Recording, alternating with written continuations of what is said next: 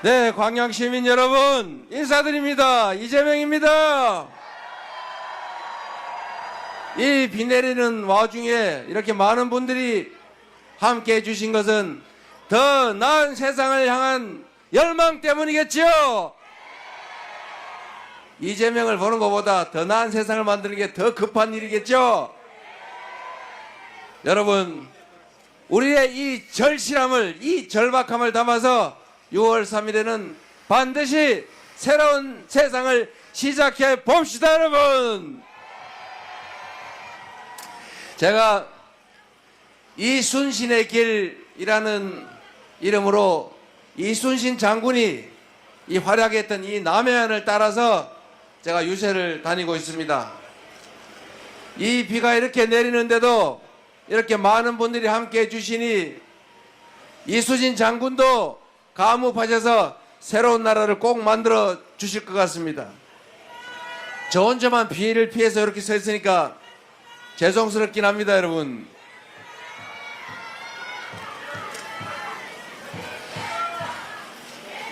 이순신 장군이 여러분 아시는 것처럼 23연승이라고 하는 엄청난 전과를 올리면서 조선을 지켰죠.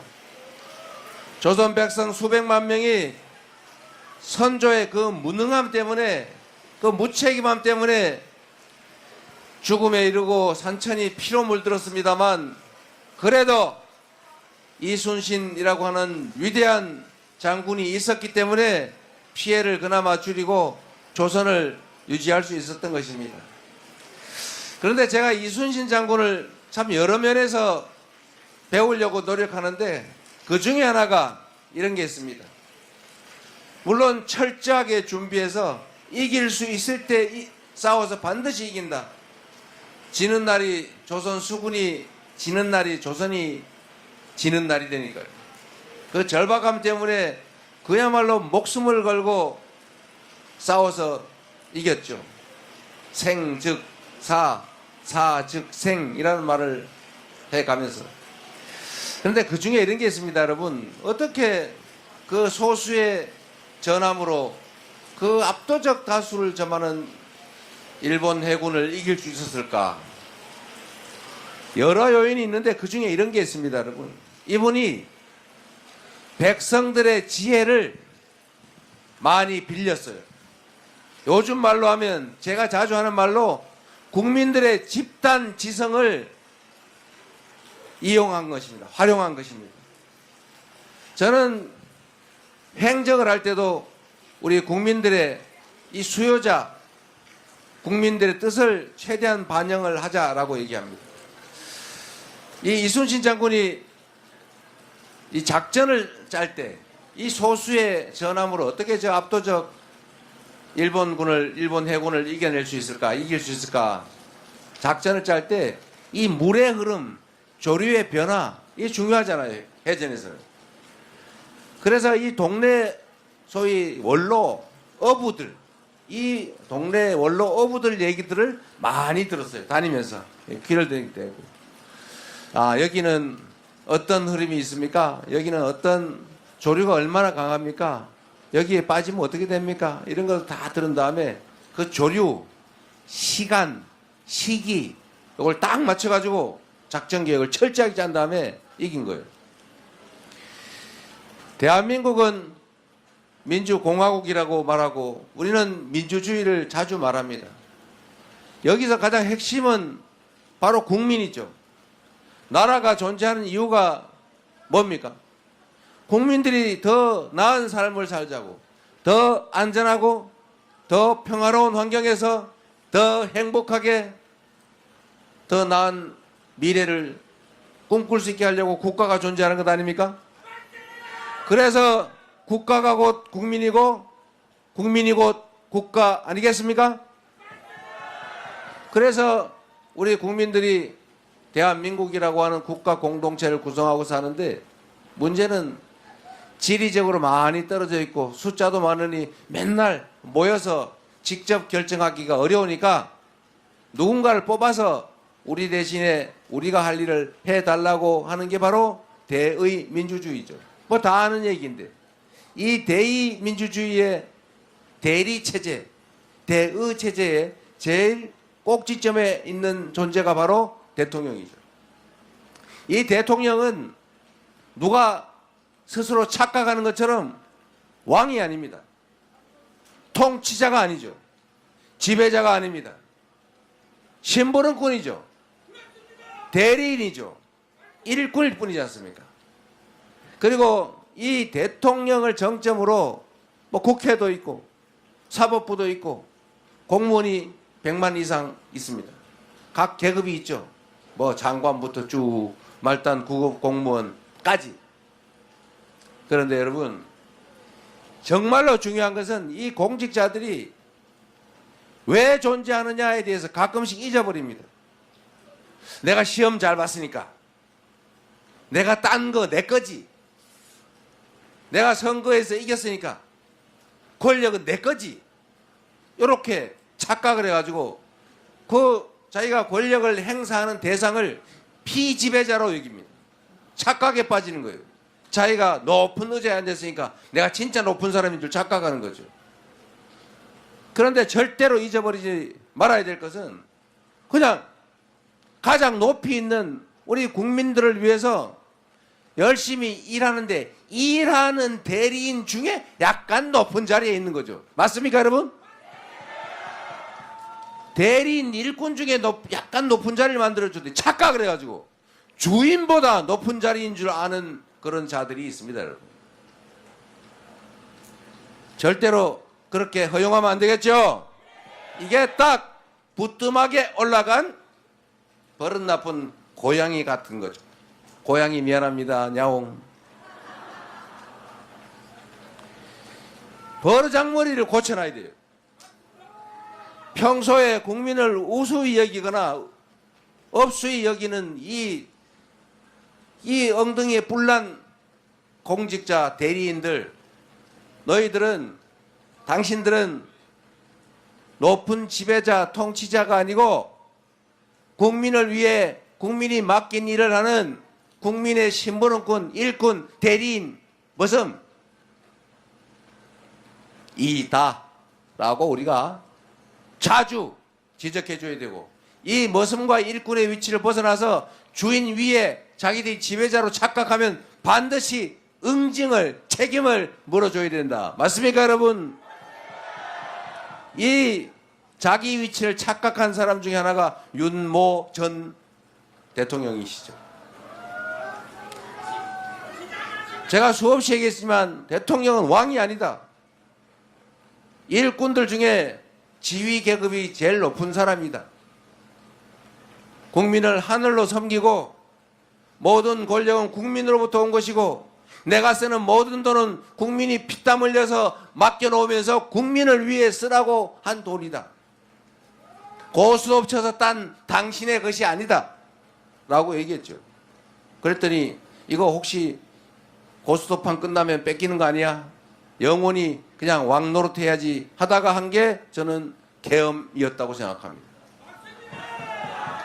우리 국민 여러분, 광양시민 여러분, 우리가 주인인데 주인으로서의 위치를 끊임없이 상기시켜줘야 합니다.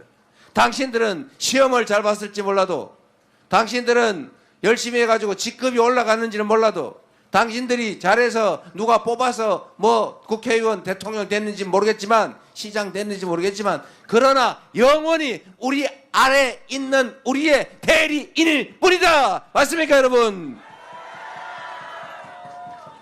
끊임없이 경계하고 끊임없이 책임을 물어서 끊임없이 위치를 확인해야 합니다. 권력의 순위는 대통령, 국회 이렇게 있는 게 아니고 1번 국민의 권력이 있는 거죠. 밑에 선출 권력, 밑에 임명 권력이 있는 것이다. 맞습니까? 의자가 높다고 해서 결코 당신들이 국민 위에 있는 게 아니다. 6월 3일 우리가 이 사실을 확실하게 보여줍시다, 여러분.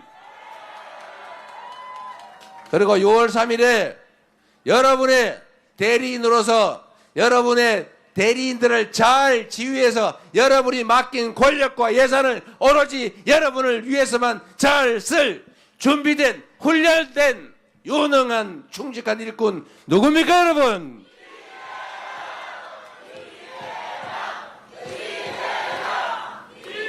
감사합니다. 그렇게 생각해 주시니 비가 조금 뜸해지는군요.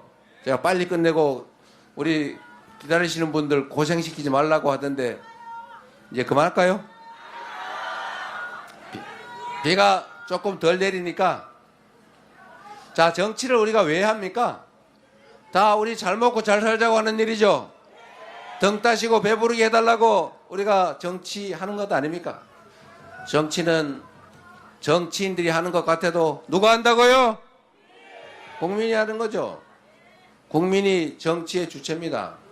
정치는 정치인들을 국민이 뽑아서 국민이 하는 거죠.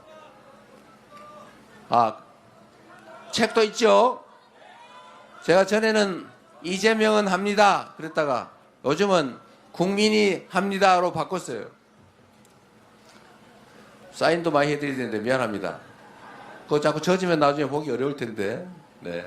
어쨌든 감사드립니다. 매출을 올려주셔서. 이 광양이 이 제철 산업이 매우 중요한데 요즘 중국 때문에 어렵죠. 뭐 중국의 잘못은 아니고 어쨌든 우리가 경쟁 관계에서 이제 중국의 추격을 따돌리기가 좀 어려워졌습니다. 똑같은 방식으로는 어렵고 새로운 방식으로 우리가 앞서가야죠. 수소하는 제철을 하든지 뭔가 새로운 다른 사람이 따라오기 어려운 새로운 방식으로 새롭게 시작해야 됩니다. 정부가 산업 전환도 지원하고 또 관련 산업도 개편해서 우리가 광양이 결코 뒤처지지 않도록 정책적으로 확실하게 책임을 지겠습니다. 그리고 제가 이 얘기도 말씀드렸는데 대한민국은 수도권 집중으로 문제가 심각해요. 지방이 균형 발전해야죠. 그런데 이제 길이 열렸습니다, 여러분.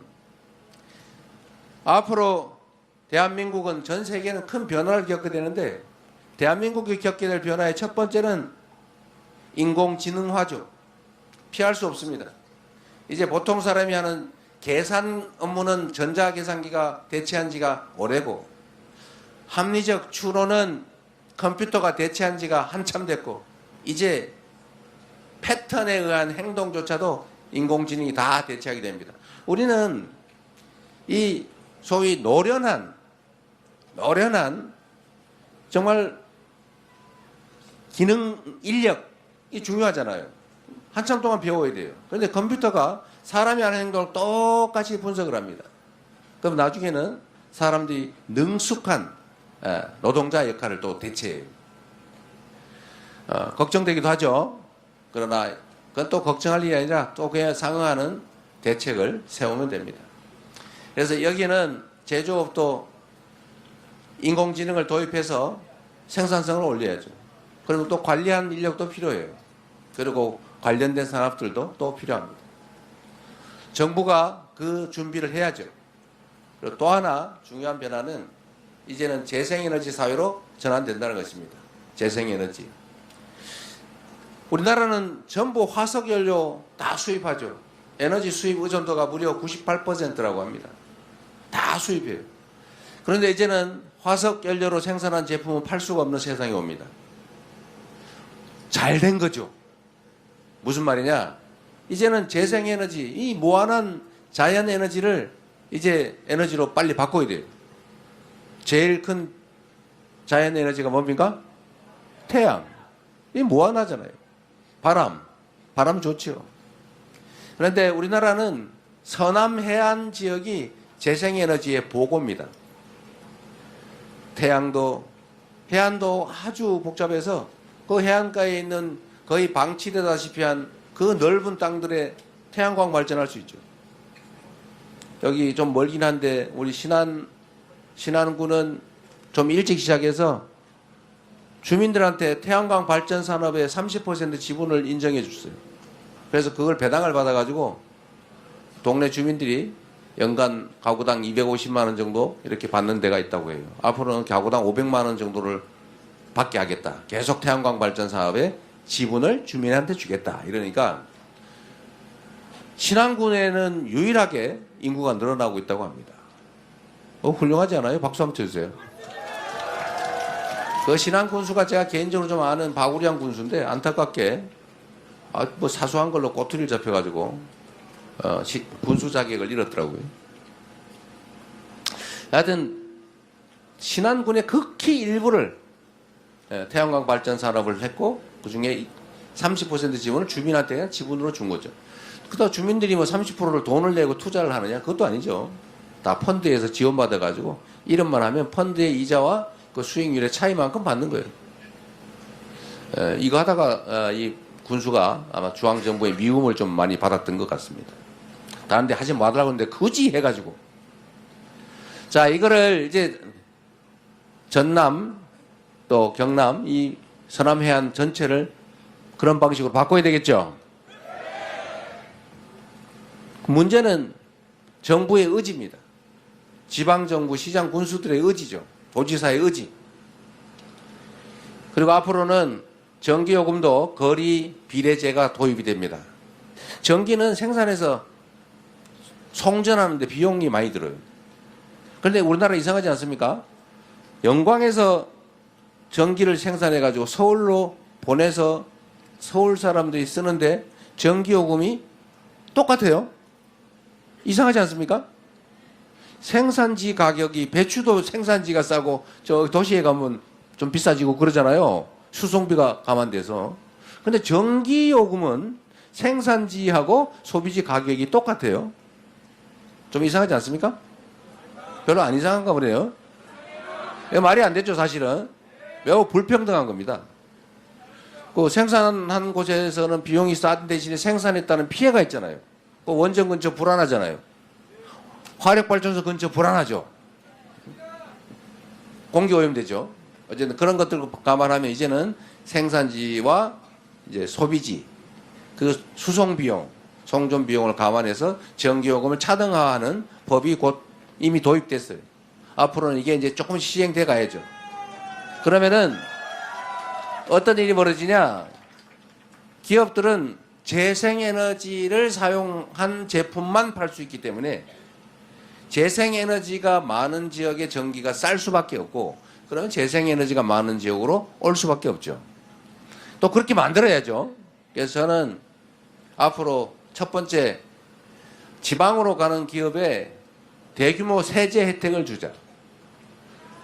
두 번째 지방으로 가거나 아니면 지방에서 시작하는 기업들한테는 땅이나 이런 것도 특별히 혜택을 줄 뿐만 아니라 또 다른 혜택을 줄 수가 있죠. 규제.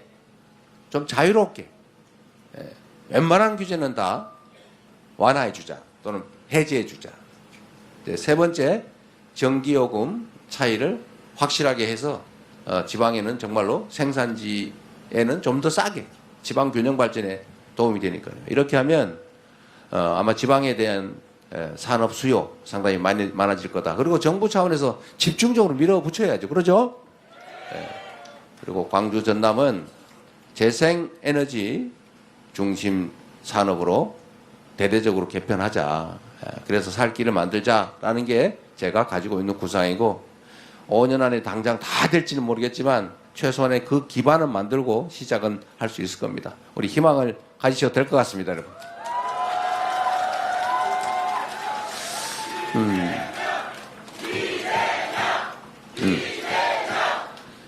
그리고 여러분 비가 안 오니까 얘기 좀 해도 되죠 이제. 네. 그리고 여러분 대한민국 경제가 많이 어렵다고 해요. 그리고 실제로 전 세계적으로 위기가 도래하고 있죠. 전 세계적으로 성장률이 떨어지고 있습니다. 이 성장률이 자꾸 떨어지다 보면 남의 것을 뺏기 시작하고 그럼 국가 간 충돌이 격화되고 이게 점점 더 심해지면 무력 충돌 상황으로 갈 수도 있습니다. 좀 이렇게 약간 비관적인 얘기를 한다면 인류 역사상 가장 평화 시기가 지금 길다고 해요. 전 지구적 차원에서 보면. 자칫 잘못하면 큰 무력 충돌 상황이 다시 도래할 수도 있습니다. 이것도 우리가 대비를 좀 해야 됩니다. 대비해야 되고요. 그러려면 우리가 위대한 국민들입니다. 전 세계에서 산업화 또 그리고 민주화를 동시에 이룬 유일한 나라, 해방된 나라 중에 유일한 나라입니다. 이런 위대한 국민들이고 또 박근혜 국정농단 정권을 정말 평화적으로 권좌에서 끌어내리고 이번에도 계엄을 시도해서 계엄을 해서 영구 집권, 영구 군사 정권을 만들겠다는 그 시도도 우리 국민들의 힘으로 확실하게 제압하고 있는 중이지 않습니까?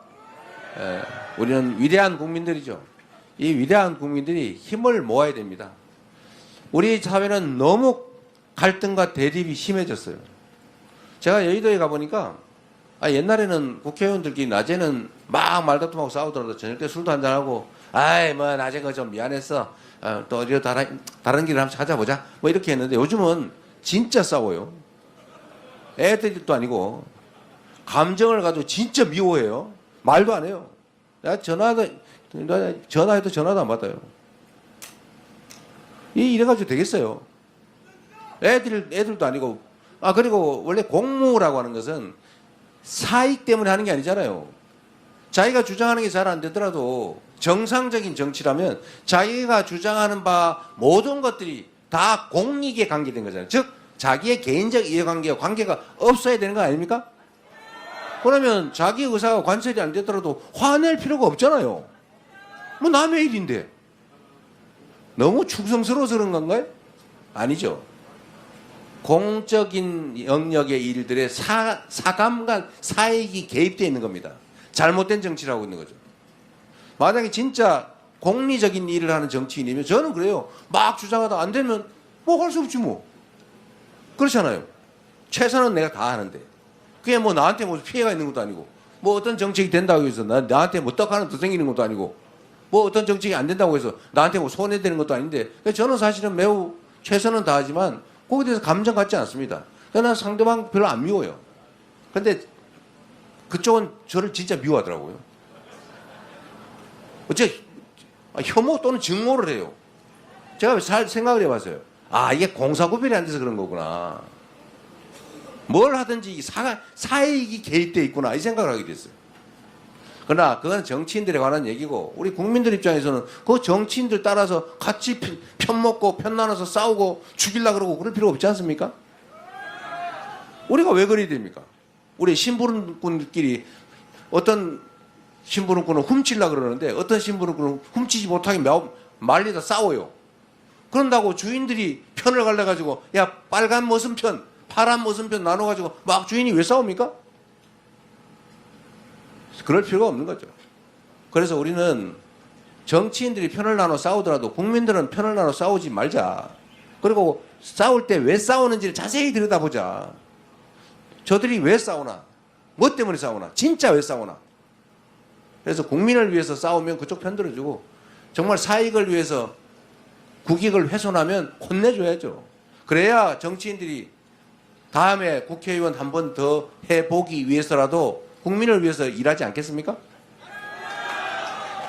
네, 저는 지금 이 세계적 위기, 인류사적 위기, 대한민국의 위기, 우리 지역의 위기, 이 위기를 이겨내는 유일한 길은 힘을 합치는 거다. 지혜롭게, 현명하게, 작은 차이를 넘어서서 우리 힘을 합쳐서 새로운 세상, 더 나은 세상을 향해 함께 나아가자.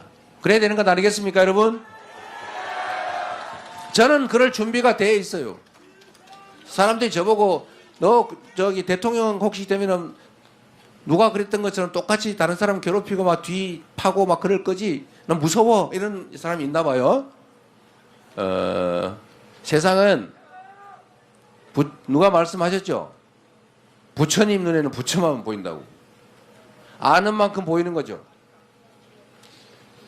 그들은 그렇게 했을지 모르겠는데 저는 내 인생도 짧고 집권 기간은 더 짧고 할 일은 산더미인데 내 미워했던 나한테 어떻게 했다는 사람들 쫓아다니면서 저거 어떻게 해보자 라고 해서 뒤를 파거나 목표를 정해서 괴롭히거나 이런 거 절대 하지 않을 뿐만 아니라 그런 거 하는 거 즐겁지가 않아요. 예. 그러니 정치 보복 이런 거 걱정하지 말라고 꼭 전해 주십시오. 그럴 시간이 어디 있어요. 사람은 인생을 사는 데 있어서 행복한 기준이 다르잖아, 그죠? 누구는 돈을 많이 벌 막 행복한 사람이 있어요. 누구는 남들을 위해서 막 뭘 퍼주면 행복한 사람이 있어요. 누구는 남들을 막 괴롭히고 막 밟고 비비고 이러면 행복한 사람이 있어요. 저는 다른 사람이 저로 인해 행복한 걸 보면 그때 행복합니다. 네. 제가 그래서 성남시장 때 얘기를 자주 하는 거예요. 저 성남시장 때 많이 괴롭힘 당했지만 그래도 시민들하고 힘 합쳐서 각종 단체들 편 안 먹고 다 정말 힘 합쳐서 성남을 전국 최고의 성남시로 만들어서 저 다들 진짜 행복해 했어요.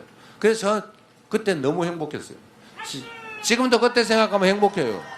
대한민국도 이렇게 모두가 행복한 그런 세상 만들고 싶습니다, 여러분. 그 길을 같이 가주시길 바랍니다, 여러분. 자, 비도 더 오는데 새로운 세상, 희망 있는 세상 함께 만들어 갑시다, 여러분.